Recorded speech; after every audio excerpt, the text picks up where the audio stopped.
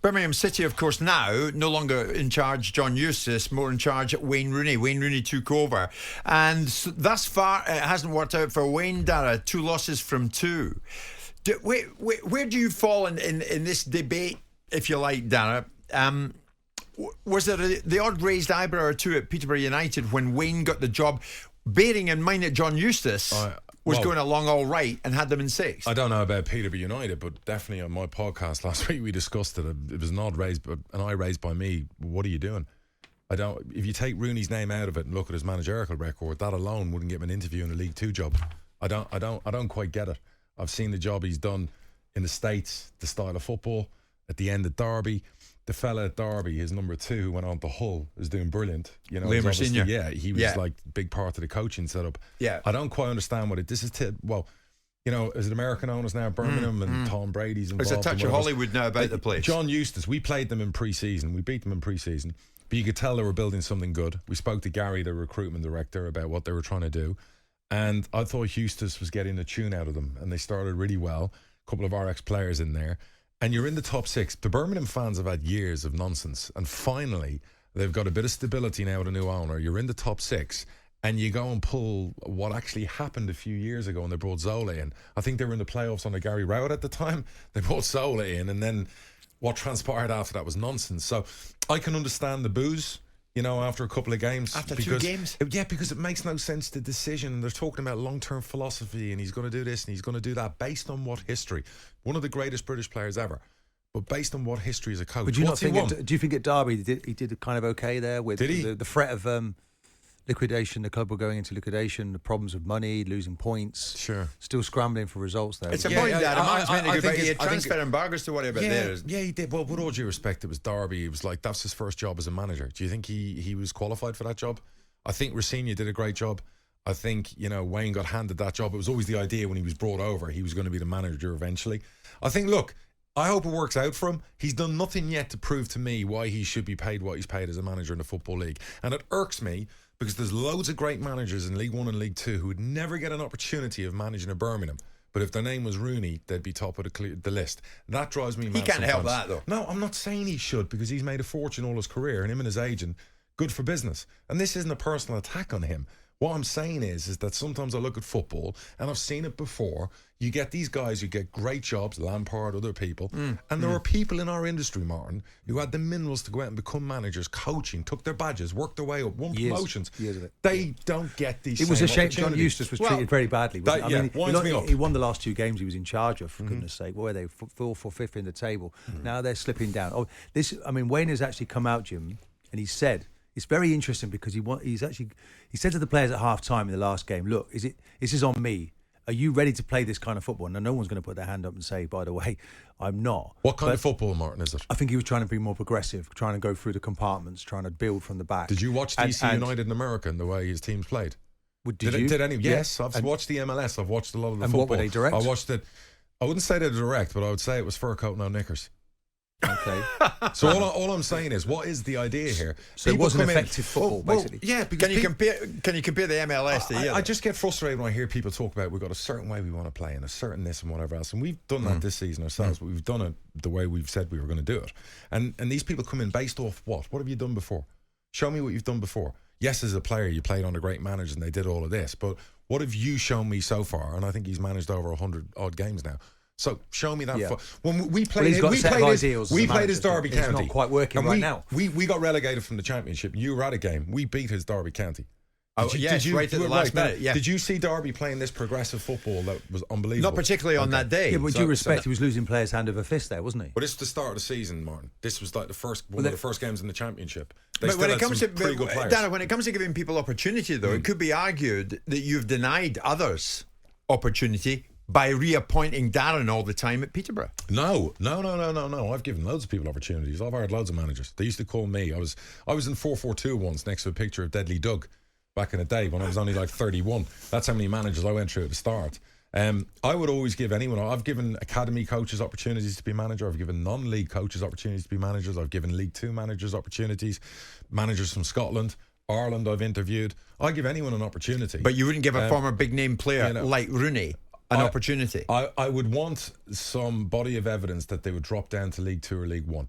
Yeah, but you gave Darren Ferguson a fairly big name at the time, did you not? Yeah, but he came to League Two, Martin. Yeah. He dropped but down he got to two League promotions for you. Let me ask you this, does it work? Got more. Will it work for Birmingham? I say no, for their fans' sake, because they've been true enough. I hope it's a yes. Do you, Martin? Do you think Rooney works? I hope it does. We cannot be certain, Jim, because of the first two results. He has to. What he has to do. He has to assess his players. It's okay having these ideals that you have of principles you want to play football, but you look at the calibre of the players first. Yeah. Go in. I never understand it when managers make wholesale changes. You know, they're man marking at set pieces. They used to be zonal. Why are they changed? Look, the best I've ever seen it done was Arsene Wenger when he came in. We were playing a back five. And he said, guys, carry on.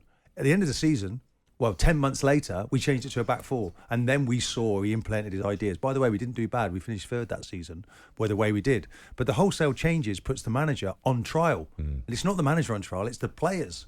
You've got to just help them to be the best they possibly can. Well, so that's what Wayne needs to do. You don't throw the baby out with a bathwater straight away with a team that's in the top six. Correct. If you were him, you'd go in and go, there's 2 months till January. Yeah. Lads, same 11, same way. Just play the way you're playing. Let's get to January. And then in coaching, embrace what they're doing. In training during the week, slowly start introducing what you want to do into but the thing is, I think when he took the job, and I know that the previous boss was giving the players a collection of days off. Yeah. But I think you've got to go in and say, do you know what?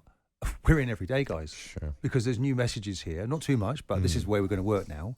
We're not far away, but we can get even better. But I need to get my ideas across. There's a message there, Darren. Neil from Wakefield. Darren, the first time you employed Darren Ferguson, what had he done to get that job other than being a Ferguson? So, love the show and I'm a fan of Darren's. Yeah, no, he's absolutely. with you. But I wasn't a championship club in the top six firing a manager. Do you honestly think I'd have hired Darren Ferguson, in the top six of the championship? Honest question. We were 15th in League Two with a team full of 33-year-olds with 1-year contracts. So what was your thinking behind it? My thinking was I wanted to revolutionise what we do, young and hungry, get rid of every player by the summer and have a free-flowing style of football. I interviewed and said to him as a 34, 35-year-old, you're older than me, I'm 30, here's what I want to do, this is the policy, we're going to buy the best young players from non-league. I want goals, I want football, I want excitement, I want to go back to back. Clear direction. And I want this, baby. And he just turned around and said, Chairman, I'll try and do that my best, and this is the style I believe in, I'll try and give it to you. And what did he do? He gave me exactly what I wanted, and we got back-to-back promotions. Do some things baffle you when you look at what goes on elsewhere? And this is one of them. I'm talking about Bournemouth, and Bournemouth played Burnley this weekend. Andoni Iraola, who was brought in to replace Gary O'Neill, which was a move that surprised many in the game, that Gary O'Neill was sent packing, Darragh, and on this show there was utter bemusement amongst many Bournemouth fans. So what did we do? I get in touch with Bill Foley, the US owner of Bournemouth, and he told us it was a collective decision. We thought it was right to do it, and we looked at Iraola for a considerable period of time and we think he's the man. Now he's under pressure. Iraola needs a win this weekend for Bournemouth against Burnley. Does it amaze you, some of the decisions that are made, and on the basis they are made? What astonished me, I remember digging out Scott Parker after the 9-0 loss to Liverpool, and he pretty much said to the players, you're not staying in this league. What Gary O'Neill did was miraculous. And when I listened to him recently on the Sky TV show, what a brain he has. I'd fire my agent if I were him. He should have been on the media more, because he would be showing owners of clubs what a fascinating football brain he actually has as a former player turned coach. Yeah. And I cannot for the life of me understand, if you're Foley sitting in front listening to Gary O'Neill talk like he talks, what were you thinking? Yeah, but not just that, it's his results, isn't it? No, results. He's totally justified staying in that job. Absolutely, and now he's going to keep Wolves up comfortably. Gary O'Neill is shocking a lot of people, and it just shows you a lot of these ex-players who've gone into coaching, how good they can be. Yeah. And I'm absolutely thrilled for him, and I hope he does brilliant at Wolves. But the Bournemouth situation, this guy's got pedigree, quality. We all thought they recruited brilliant in the summer. A couple of my friends are Bournemouth fans, and they're just like, this weekend's the big one. If it doesn't happen huge, this weekend, So victory, we're 10 games in. Winless in in fact, there's only one win between 18 matches that these two teams have played this season. How much has Foley backed them this summer? 145 million? Yeah, spent big. I mean, I understand about trying to change the style, and I get it. We've seen his style, a bit like the Brighton manager. Certain way of playing, a certain way we want to do things, and he did it at Brighton pretty quickly. But when you see the results they've got on the board with the players they've recruited, not good enough. No, but do you not see similarities, though, between Bournemouth and Burnley? So, it's this thing about our goalkeeper's now taking over the world a little bit. Is a goalkeeper the most important player, on your list of requirements for a manager? We've still got the Ramsdale or Raya discussion at Arsenal, haven't we? And if you see these two goalkeepers, Neto last week, I mean, why is it? There's the 87th minute, it's 1-1, and they're down to 10 men, and he tries to play it to Billingham on the edge of the box. Right. Well, surely then at that point, I know you've got this philosophy, but you know your game management, you're going to play that long, aren't you? Yes. And I just feel there's this emphasis on goalkeepers. I mean, we were talking before the show, you were saying about your goalkeeper now. Your heart's in your mouth occasionally, but you're entrusting the keeper to pass the ball out. He gives our fans. The thing is, everybody watches what you do. And Darragh, as we hit this break before the final part today, they try and press you. James, one of the listeners, makes a point that you might not like.